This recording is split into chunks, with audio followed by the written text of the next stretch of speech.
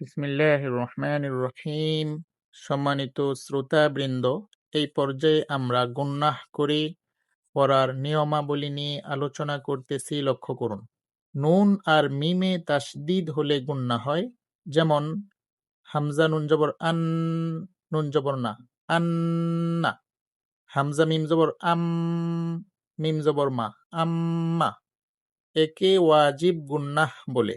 বিশেষ দ্রষ্টব্য, অন্য কোনো হরফে তাসদিদ হলে গুনাহ হয় না। যেমন আল্লাহ। তাহলে আমরা প্রথমে জানলাম নুন এবং মিম এই দুটি হরফে তাসদিদ হলে গুনাহ হয়, অন্য কোনো হরফে তাসদিদ হলে গুনাহ হয় না।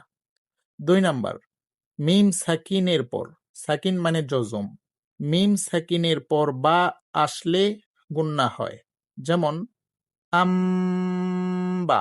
এখানে হামজা মিম জবর আম, বা জবর বা, আম্বা। এটার নাম মিম সাকিনে ইখফা বলে। আর মিম সাকিনের পর মিম আসলে গুনাহ হয়।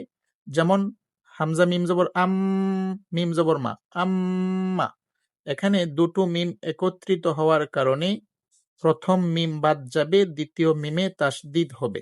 এটার নাম মিম সাকিনে সাফা ভি বলে। বিশেষ দ্রষ্টব্য হলো মিম সাকিনের পর অন্য কোনো হরফ আসলে গুনাহ হয় না। যেমন আন, আমতা। এখানে আইন মিম জবর আম, এই মিম সাকিনের পরে তা জবর তা এসেছে, অর্থাৎ মিম সাকিনের পরে বা আসেনি এবং মিম আসেনি, তাই গুনাহ হবে না। এটার নাম মিম সাকিনে ইজহার বলে। তাহলে আমরা জানতে পারলাম নুন আর মিমে তাসদিদ হলে গুনাহ হয়।